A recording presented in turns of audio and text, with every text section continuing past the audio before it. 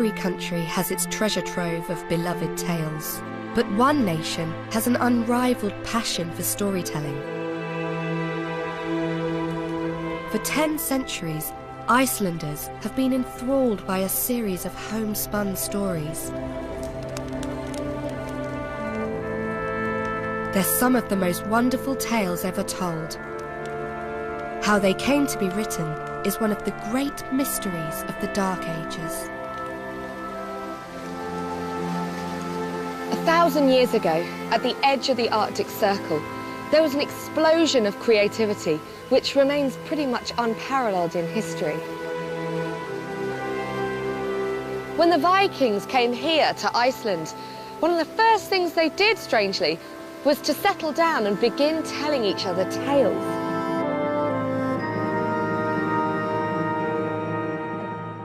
These sagas, as they're now known, are some of the greatest stories ever told.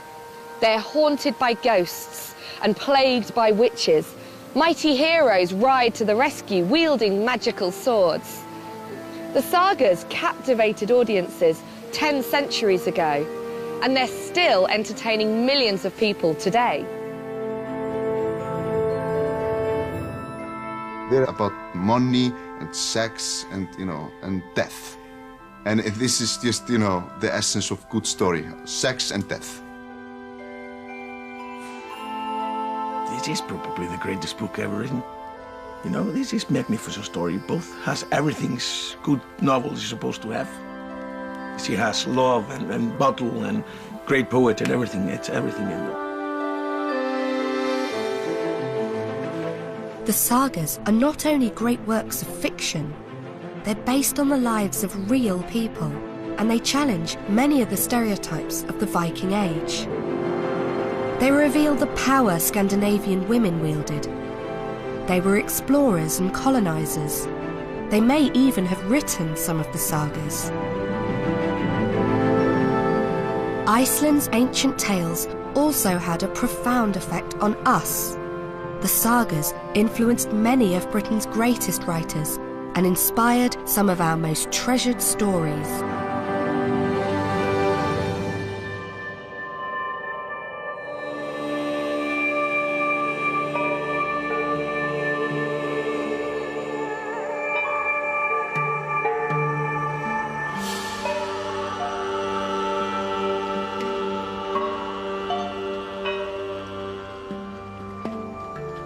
Ketill Flatnefur hét maður, son Bjarnar Bunu.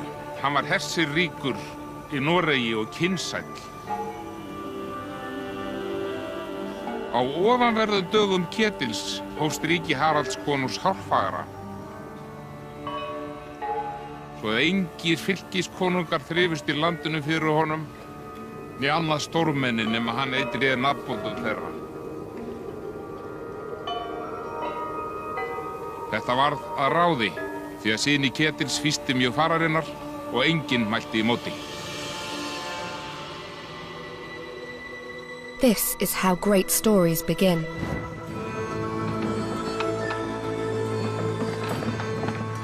With a journey, a quest, a search for a promised land.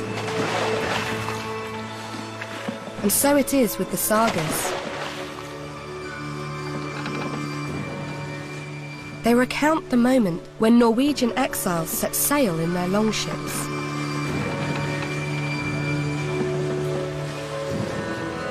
They defied the wild oceans to found a brave new world.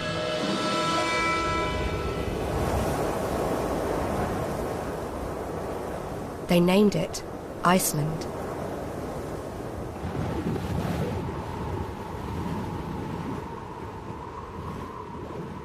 I wonder what the first settlers here in Iceland thought when they arrived.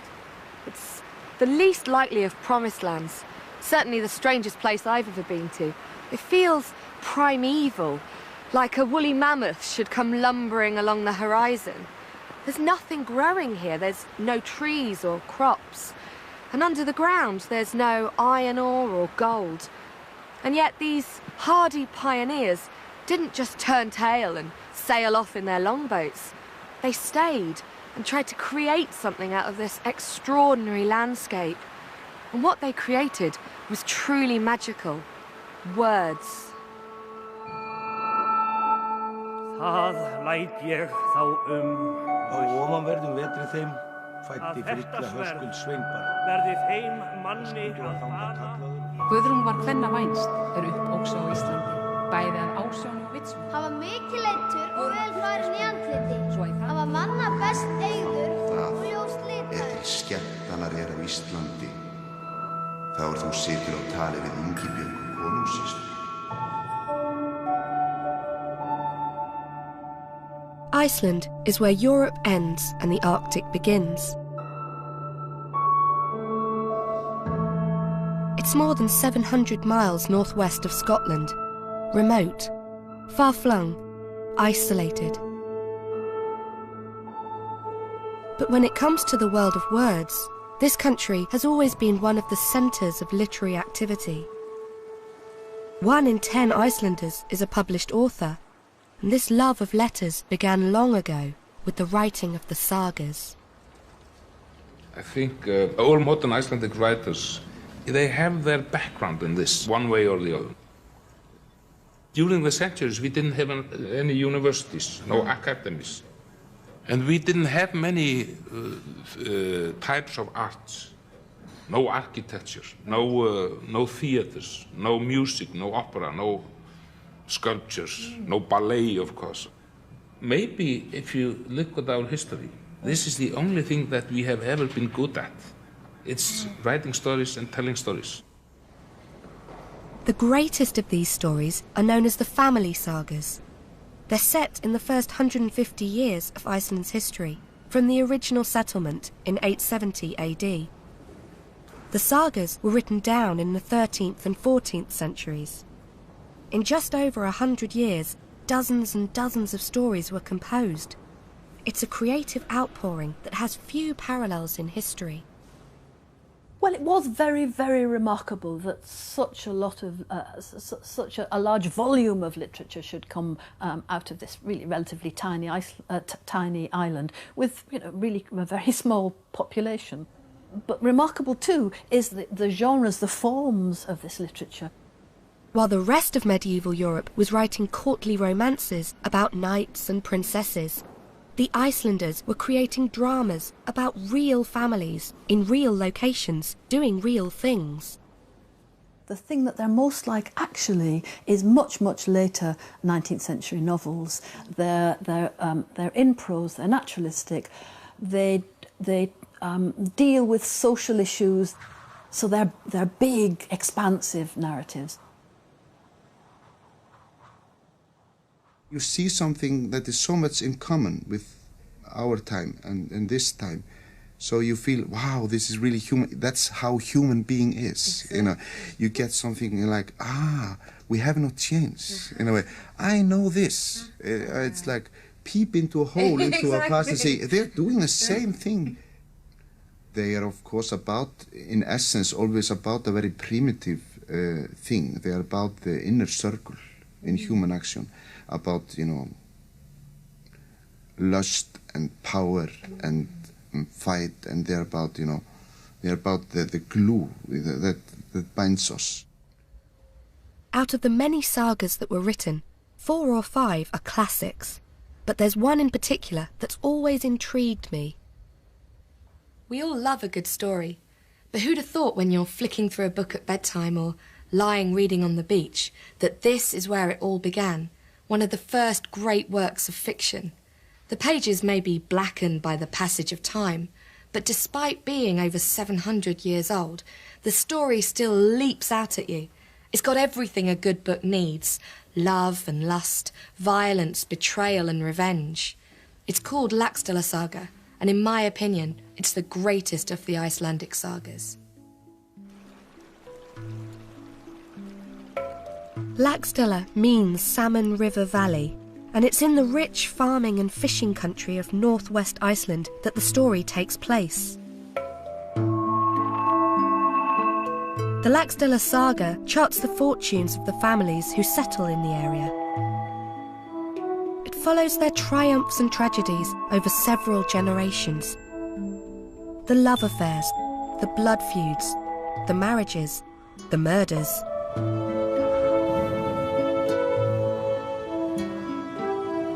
The story is rooted in a timeless landscape. It's still possible to pinpoint the fells and fjords where key events occurred. This sense of place underpins the relationship between Icelanders and their ancient stories. This happens in my area.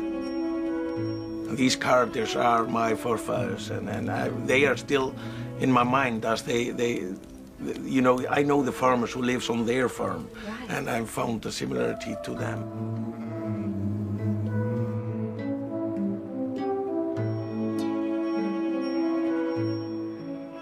I don't think we have so much changed since this time. We are still the same farmers as we were in these days. And I almost imagined myself when I was, for example, taking sheep down from the mountains. I was sometimes thinking about these things that they have done. I'm in the same steps as they were, and they were there and there and there.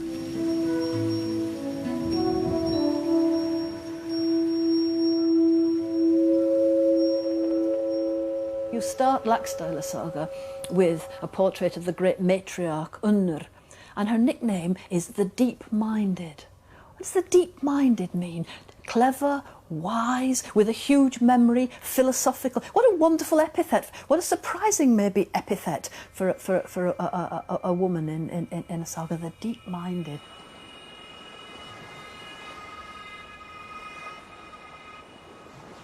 Eftir that, fór hon alla breiða fjarðardali og nam sér lund svaf víða sem hann vildi.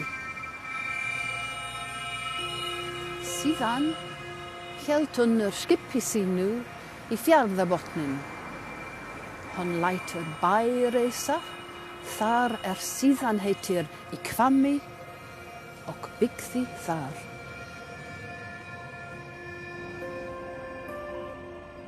Many of the characters in the sagas are real people. The moments of high drama can be traced to genuine historical events. And few moments are more dramatic than the discovery of a new land.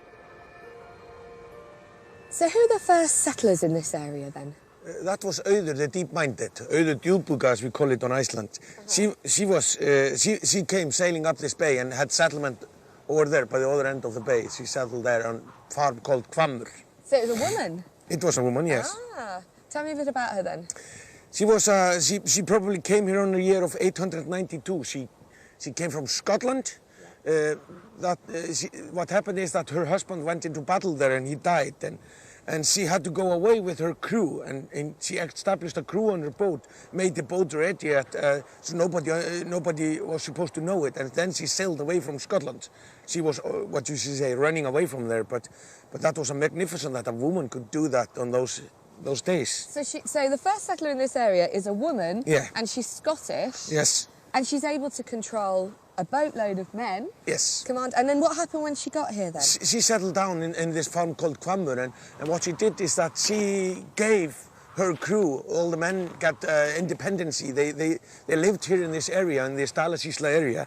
We can imagine that she must have been at least a very big woman, very big-minded. You know, can imagine that she must have been very clever, and she must have been very fair. She was fair to people. She gave everybody with her.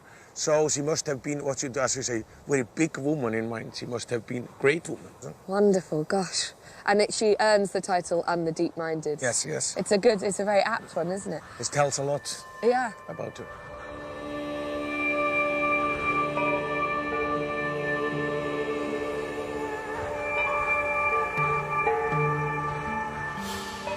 Is it really possible that 1,000 years ago, a British woman colonised part of Iceland? It sounds like the stuff of adventure fiction, not historical fact. But recent archaeological evidence actually supports the story told in the Laxdaela Saga. This is the skeleton of one of the first settlers in Iceland. She's a woman, only 25 years old when she died. She was probably someone's wife, mother, daughter. She's here in a position of rest, just as she was laid in the ground 1,000 years ago. And And it was at precisely this time that the Laxdaela Saga was being composed. But is there any truth to these tales that Iceland was settled by foreign women? Well, DNA studies on bones just like this have shown that while the majority of the male population were coming over from the Nordic homelands and Scandinavia, over 60% of the women were British. So this evidence shows us that right from the word go, Iceland was a multicultural melting pot.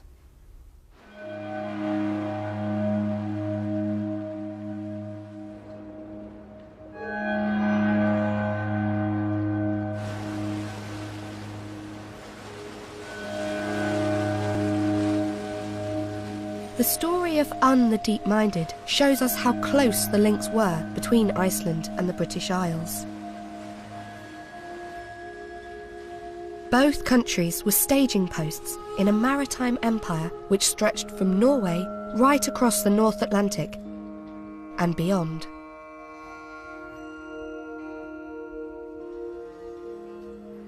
Here we have a collection of silver coins discovered in Iceland and dated to the turn of the first millennium. But what's really remarkable about this collection is the majority of coins are English. At this point, around the year 1000, over 2/3 of the British Isles was ruled directly by Vikings. And here we have a payment known as the Dangeld, which was made by the English kingdoms to the Vikings in order to keep them off their land.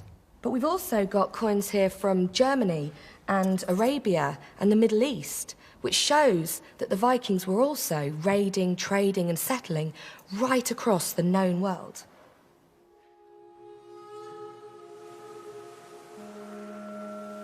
The Viking Age began in the 8th century. Over the next 300 years, they raided, traded and settled, leaving a profound mark on Europe and especially the British Isles. Well, I suppose the most obvious effects are on place names. I mean, so many place names in northern and eastern England. Just thinking about where I grew up, there were Thornaby, Ormsby, Normanby.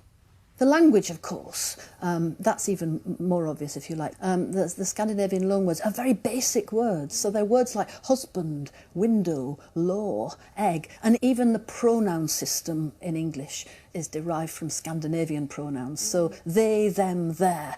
They're derived from the Scandinavian pronouns, not from the corresponding Old English ones. The Scandinavian settlements resulted in a thorough enrichment of English society.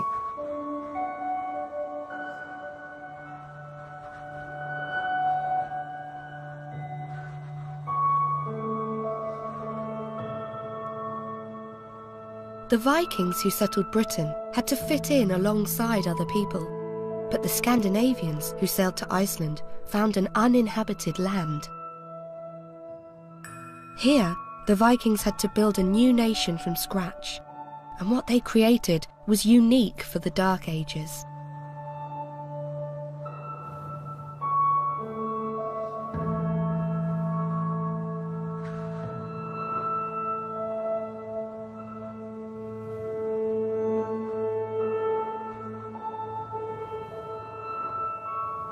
We're in this very significant place, aren't we?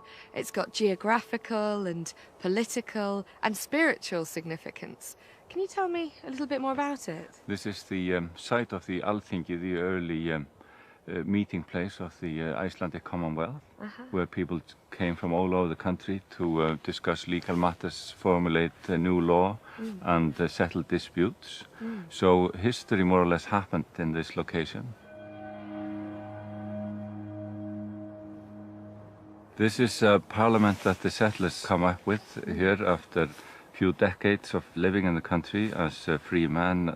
And they sit here in a very sort of structured assembly that has a democratic function in a way for free farmers and males, and decide by voting. Is it unusual in terms of what's going on elsewhere in Europe at this time? In terms of European history, this is quite unique because they don't have a king, they don't have a centralized power. And that is the beauty of the system. You have independent chieftains coming together, and they decide on something and execute whatever is decided.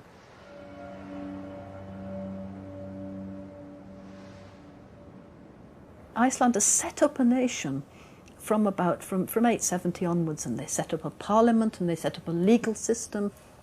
I mean, in a way, I think perhaps that the outpouring of literature that you get in Iceland, this huge flowering of not just sagas but also unique kinds of poetry, I think maybe that was part of being a new nation, that you had a terra nova and you didn't only settle that and build it up as a nation socially, you also inscribed a kind of literary culture.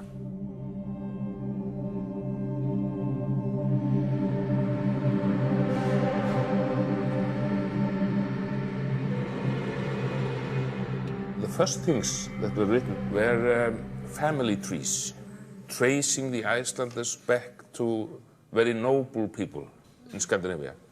And I think one of the reasons they did this may have been that there were rumors in our neighboring countries about the people that moved to Iceland in the years around 900 or 1000 were mostly antisocial elements.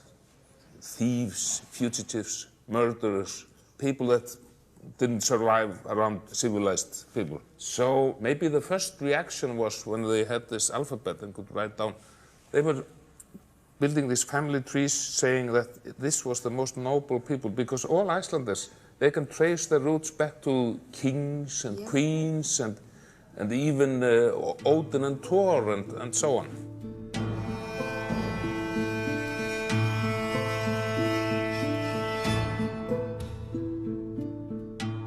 For some, storytelling may have served an even more profound function, reminding them of the homes and loved ones which they would never see again.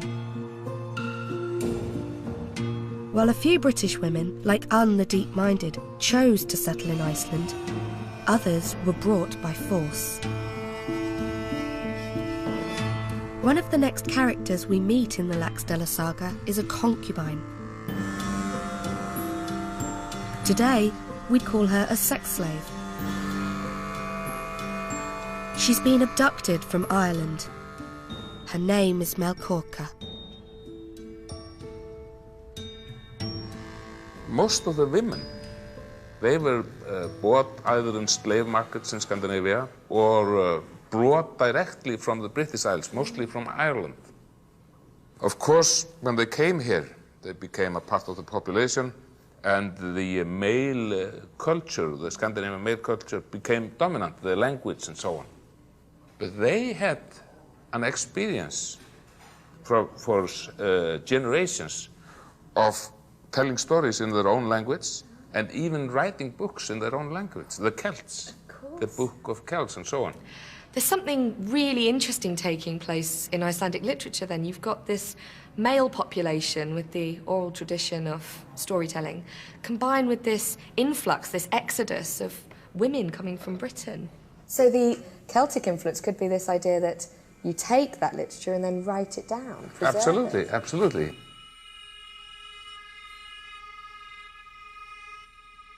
Foreign women like Melkorka weren't just characters in the sagas. These lonely, literate exiles may have helped create the sagas by writing down their stories. In the Laxdaela Saga, we find out that Melkorka, the Irish slave girl, is pregnant by her master, a Viking called Hoskuld.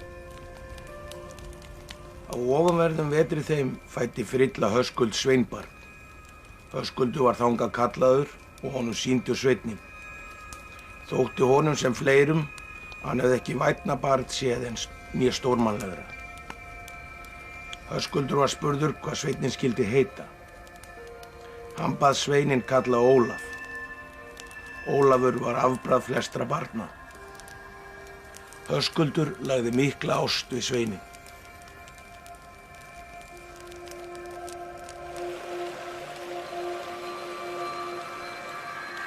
Olaf is a major character in the early part of the saga. He's kind and wise. He marries and raises a family. Olaf has one child that he dotes upon, a boy called Kjartan.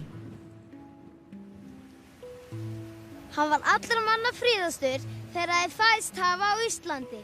Hann var mikið leiddur og vel farinn í andliti. Hann var manna best eygður og ljóst litaður. Mikið hár hafði hann og fagurt sem silki og lokkar fjallu með. Mikill maður og sterkur.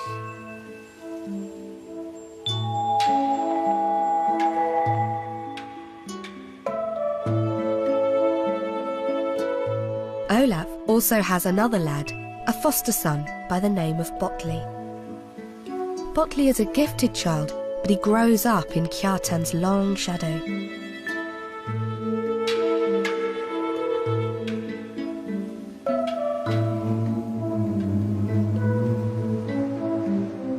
Olaf's family and farm are flourishing. All is going well. Rather too well, of course.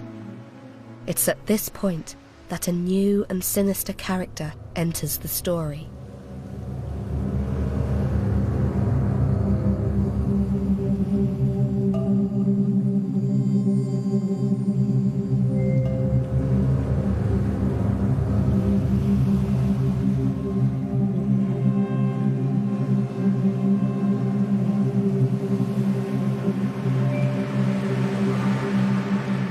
Sorcery is ever present in the sagas, reflecting the Viking belief that magic really could transform the lives of ordinary folk.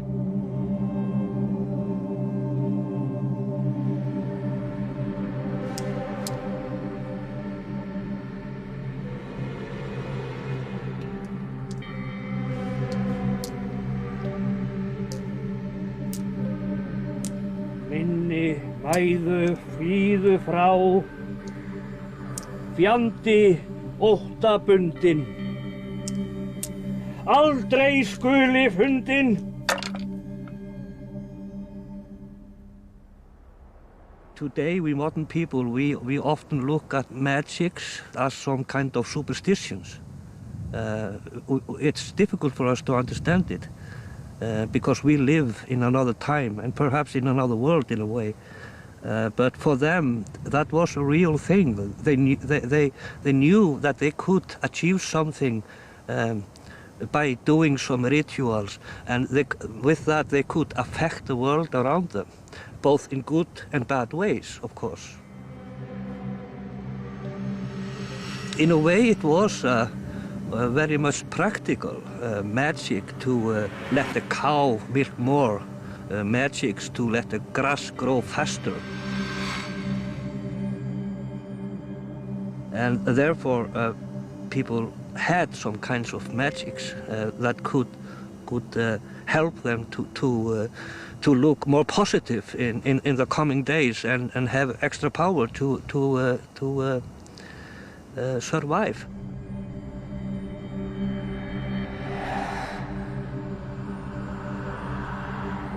But sorcery could also be used to maim and kill. For Vikings, curses were weapons of malign magical power.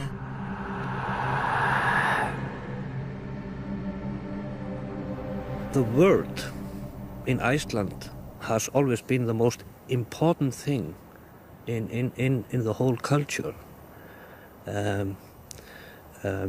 People believed that if you had the power to control the language and put the words in out of your mouth in the right order, then it could give you actually more power.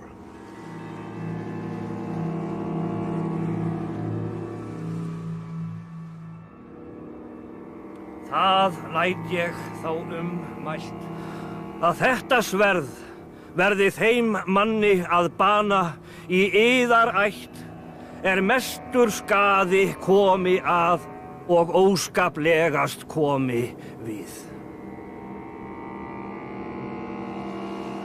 Botley inherits the cursed sword, and with the handing over of the weapon, the story takes a new turn.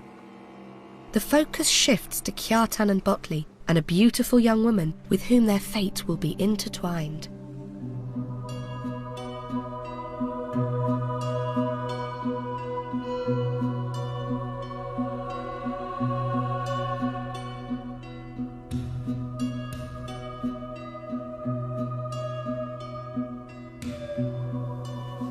Guðrún var kvennavænst uppóksa á Íslandi, bæði að ásjónu og vitsmönnum. Guðrún var kurteiskona, svo að í þann tíma þóttu allt barnavípur aðrar konur höfðu í skarti hjá henni. Hún var best orði farin og kvenna kænst. Hún var örlind kona.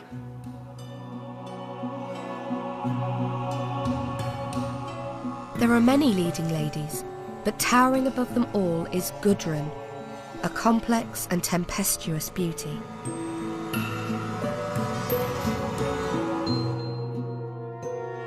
The number of strong women characters is a striking feature of the Laxdaela Saga. So too is the delight the writer takes in clothes and jewellery, love and romance. And this has led some historians to question the authorship of the saga.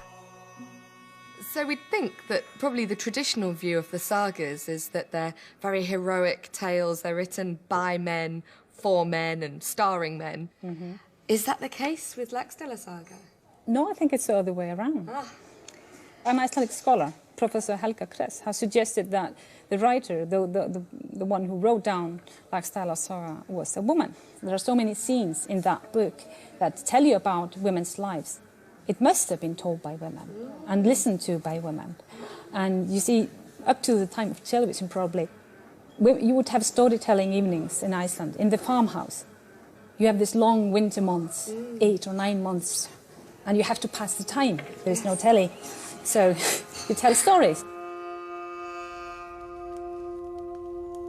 You would have people sitting on these benches on both sides of the longhouse, and you would have one person in the middle reading or telling stories.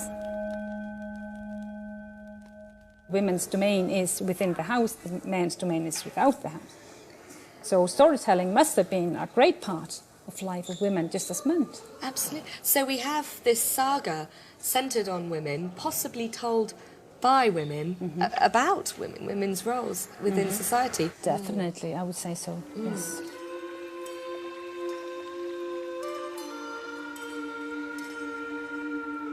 This is the site of one of the greatest romances in all of Icelandic literature. It's the hot spring at the tiny hamlet of Laugar.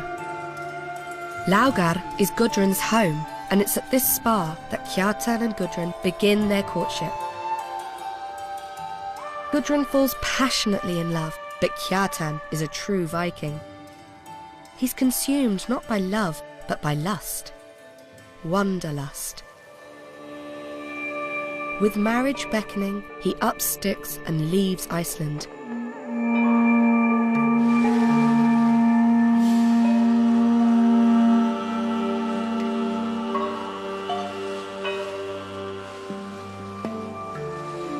Kjartan and Botley sail away to Norway. They arrive in Scandinavia at a pivotal moment in European history. Take a look at this amazing little object. This man just oozes character. He's got a flamboyant moustache, deep, penetrating eyes, and really strong features. He's wearing this conical hat, and he's sitting on a chair, holding a very weird-looking object. But when we take a closer look, you can see that the hat is in fact a crown. He's seated on a throne, and the object could be either an upside-down crucifix or the hammer wielded by the pagan god Thor as he creates thunder. This wonderful little man encapsulates the moment when the Viking world has one foot in the pagan past and one in the Christian future.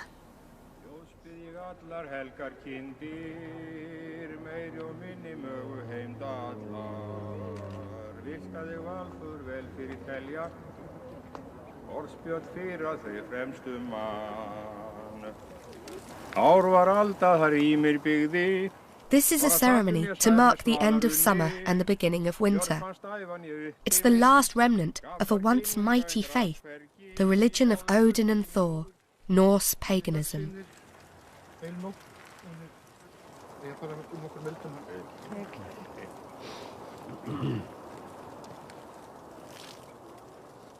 The word paganism comes with many negative connotations. It might seem odd, peculiar, perhaps even a little sinister, but that's because for 2,000 years, Christians have been writing tracts and treaties that damn these so-called pagans to hell. In fact, for thousands of years, this Norse paganism was the religion of the Scandinavian people. It helped them make sense of the universe. It acted as a comforter to them in times of need. And it even helped them chart the passage of time. It's a mark of its influence that it's still doing this today.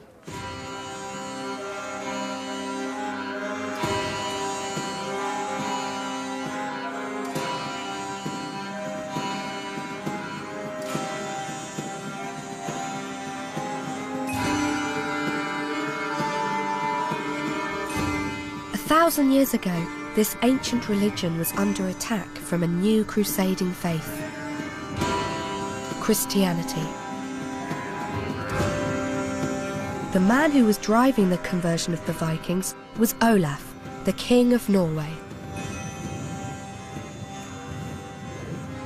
Were there reasons then for converting to Christianity? What were the benefits? It was basically joining the European Union. Basically the same thing. Right, so it was trade? Yeah, it was trade, because the markets were closing down. We could no longer do trade with England because they would not accept pagans. And for a period of years, people could do what they called prime signing, which was basically crossing yourself before you did commerce. But that was no longer accepted. Denmark was basically very strongly Christian.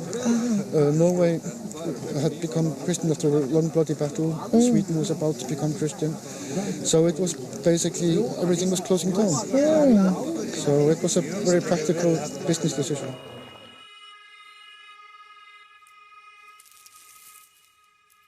But many people didn't want to give up the faith of their ancestors. The Icelanders resisted Christianity. To make them convert, the Norwegian monarch, King Olaf, decides to keep Kjartan as a sort of VIP hostage. The king's sister, Ingibjorg, keeps Kjartan entertained. In medieval courtly romance, the hero would have escaped from Norway and returned to his true love. But what sets the family sagas apart is their realism. What's so surprising is that the characters are archetypal kind of human. It's so easy to identify with the characters. I mean, sometimes deceptively easy. We forget how very different their circumstances and beliefs and cultural traditions were. But the characters in family sagas are their feelings and their failings, their hopes and their fears, their passions and their weaknesses. They're very easy to identify. Kjartan is not only beautiful and good, you know, he's also, he's doing the princess in Norway, and he's not a holy figure or a holy guy. All the literature in Europe is very Christian in that sense that there are martyrs. There are good guys and there are bad guys. And good things happen to good guys and bad things happen to bad guys. In the sagas, this is not so.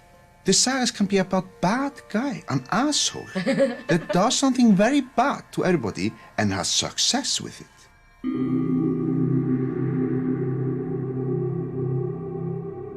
Kjartan is happy to stay in Norway, but Botley wants to go home.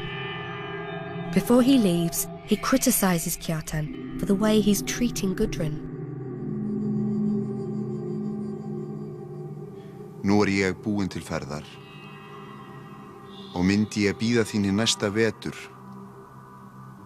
ef að sumri væri lauslegra þínar ferðir en nú.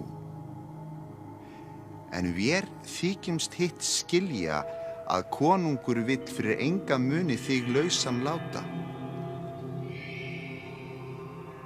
Og höfum það fyrir satt að þú munir nú fátt það til skemmtanar á Íslandi.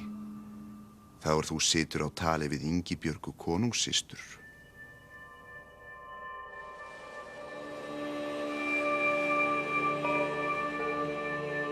Botley arrives home. He tells Gudrun about Kjartan's affair with the king's sister. The reason for his anger with Kjartan now becomes clear. Botley is in love with Gudrun. A few months later, he takes a fateful step and proposes.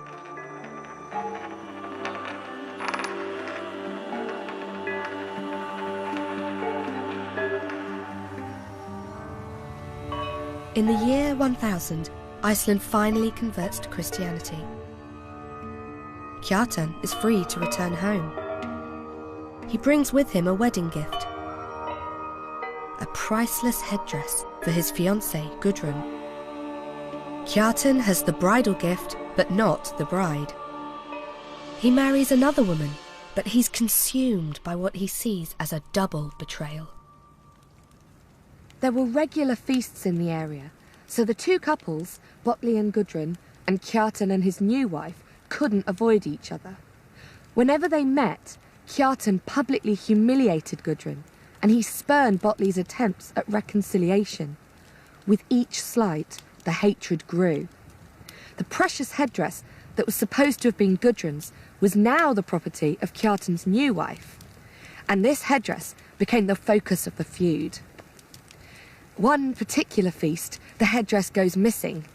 Everyone suspects it's Gudrun's doing. If she can't have it, then no one can.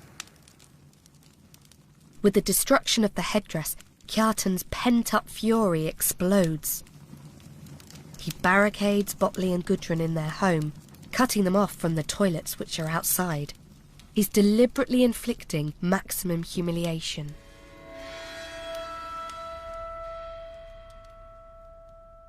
Revenge is the kind of engine of quite a lot of saga narrative, because obviously if you get a feud, for instance, that's going to kind of keep on through generations. For instance, resentments build up.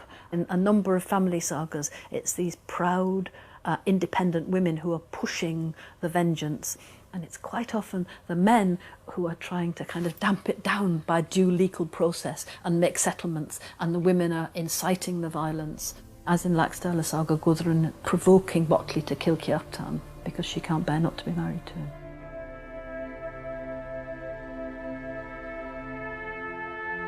Goaded on by his wife, Botley and his men ride out to confront Kjartan.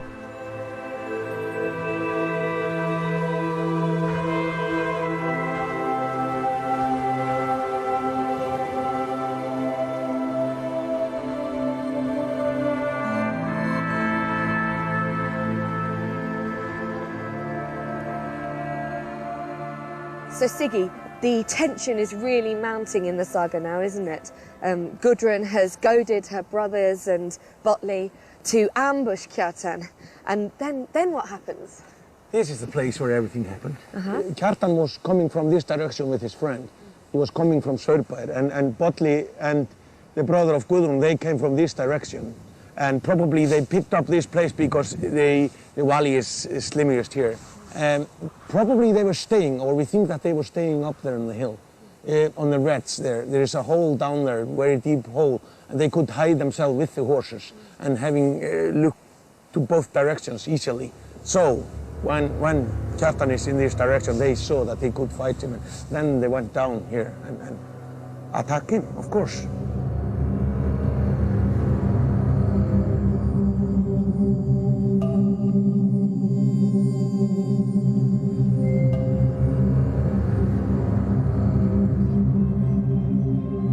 They were attacking him, 3 or 4, attacking one person. So it must have been a lot of noise with weapons. They were 3, 4 attacking one person, lot of sweat, probably some blood because Kjartan was punishing them a little bit with his sword, and it was a bad sword. So you can imagine that he got tired, for example. You can imagine that it was a lot of high breathing, and they were tired. Kjartan fights bravely, but finally he weakens. With his strength failing, he turns and addresses Botley.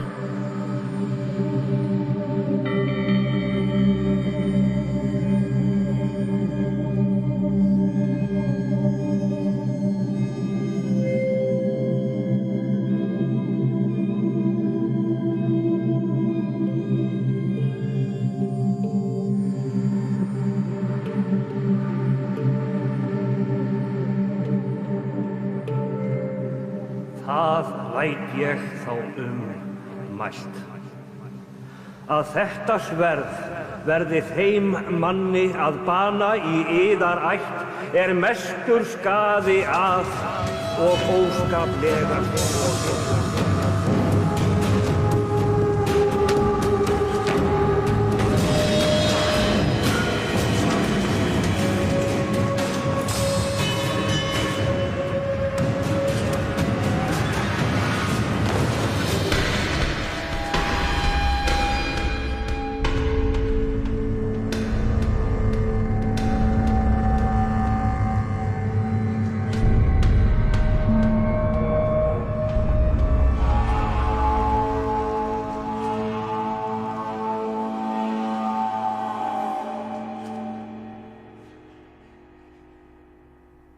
Enginn veitti Bolli svör máli kjartans, en þó veitti honum banasár. Bolli settist þegar undir herðar honum og andaðist hjartan í knjám Bolla.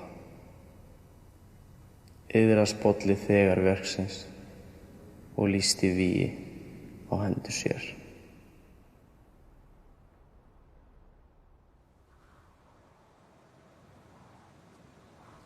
Blood has been shed.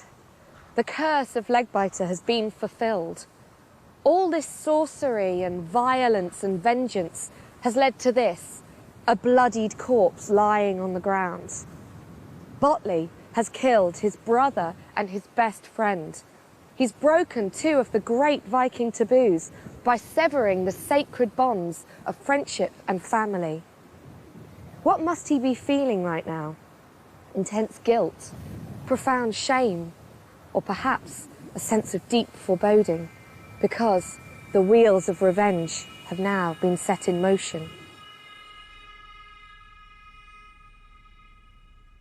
A posse tracks down Botley and slaughters him.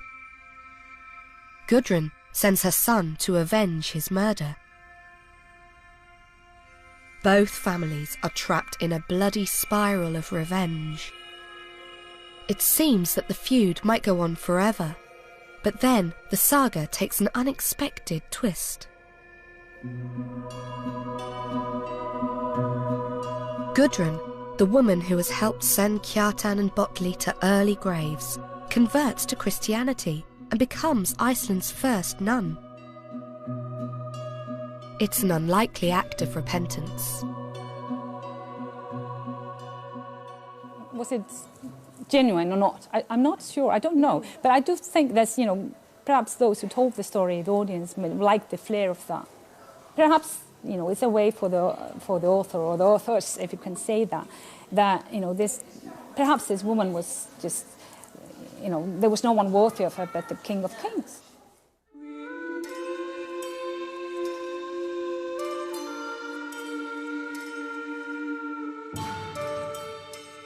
Gudrun's repentance sent out an important social message. In the 13th century, when the Laxdaela Saga was being written down, the Republic had disintegrated. Iceland was racked by civil war, and this may have persuaded the writers to pen an overtly Christian ending. Some chieftains are getting more powerful than they should be according to the quota system for power and influence that was set up in the beginning, and they seem to long for peace in the texts that we have. So the saga texts, they are written with the idea in mind to show how Christianity brought peace to the country. What gets them into problem is their pagan ethics, and the code of ethics that tells you that you have to take revenge, and one revenge after another, and leads to more death. And in the text you see that Christianity is believed to bring peace and forgiveness into society, finally calming down the feuds, family feuds that have been going on for generations, and you can just stop and go to Rome and be blessed and live happily ever after.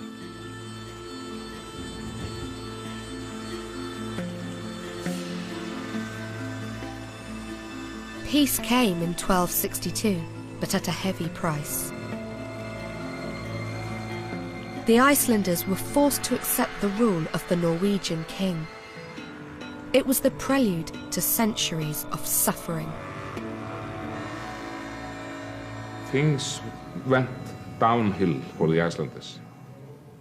We were almost extinct because of diseases, starvation, isolation, and so on. And at that time, maybe one of the reasons that we survived, the few who did, was because they had this mythology based in the literature. We were taking all our courage and all our identity from the sagas.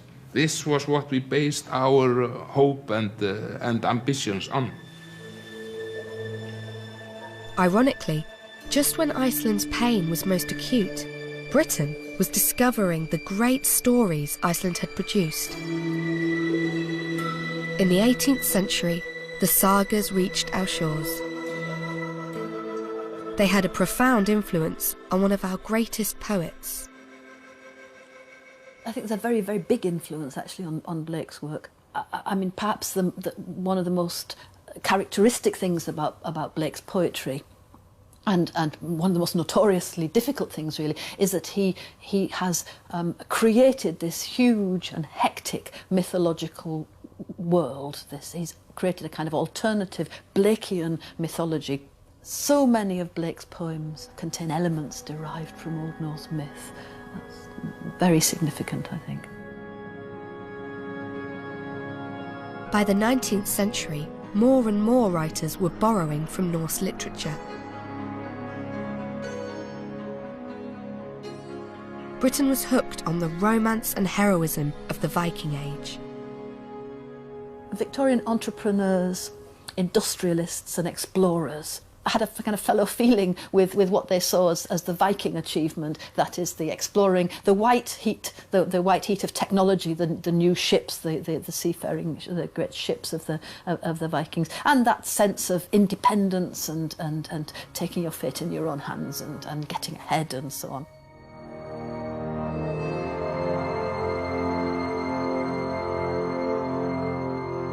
The influence of Icelandic literature reached its high watermark in the 20th century in the work of one famous Oxford academic. Tolkien taught Old Norse, Tolkien published on Old Norse, and Tolkien's imaginative world was surely shaped by his reading of Old Norse. And the Lord of the Rings, he definitely uses names that he's culled from his Old Norse reading. Actually, the Silmarillion, which people don't read so much, echoes more some of the themes of the sagas, this more betrayal and darkness in the Silmarillion. So I think Tolkien was really steeped in Old Norse literary culture.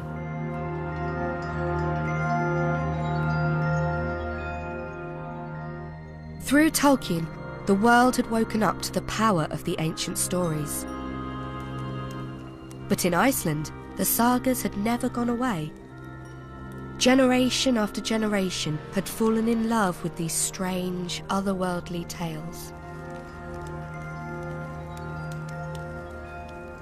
It's very unusual in Britain for people to read such old literature and find it exciting still.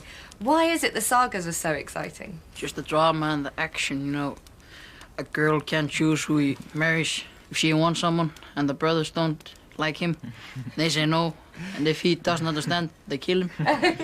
So I think it's the revenge and what they believe in. Because they believe in very strange things. Very strange things? What sort of things?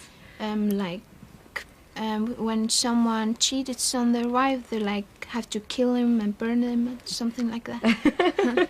So that's enjoyable to read now as well? Sometimes, yeah. I think it's just very interesting that we live the way they lived, or around the places that they did. Yeah, it's like learning about your ancestors and what they did in the past. Yeah. Somebody cheats on your wife, they kill him. It's just creepy. That's mostly fun, really, to read, actually.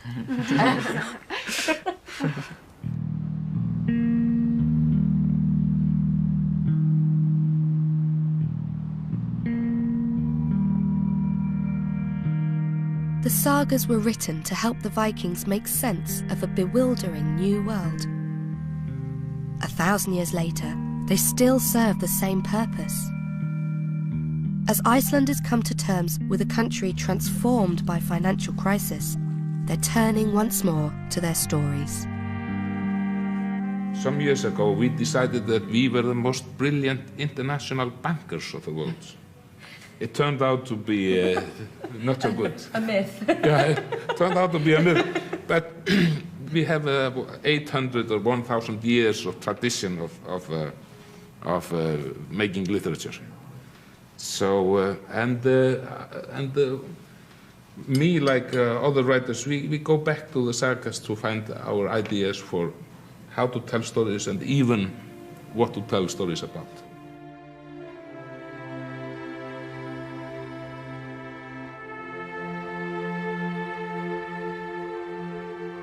We are, of course, a small island in the north, and that's what we are famous for, are the writers and the books, the old books. I think that lies in the heritage of the Icelanders to read these books.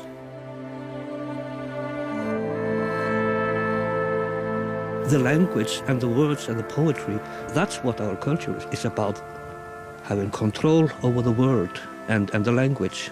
So therefore the language for Icelanders, for example, is the most important thing in the whole world.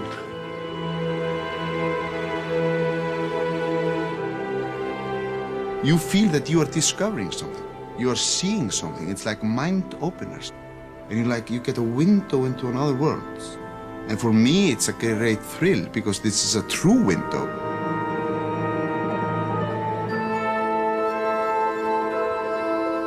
There is something about the backgrounds of the stories and just the magic of good story, how good story works. A good story becomes a classic because it works.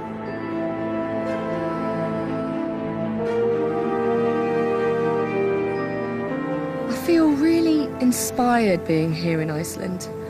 I've been trying to work out what it is, and I think the thing is that it's such a sparsely populated country, just 250,000 people. And it does feel very distant from the heart of Europe, up here on the edge of the Arctic. But despite that, the people haven't developed an island mentality or turned in on themselves. In fact, they've done the opposite.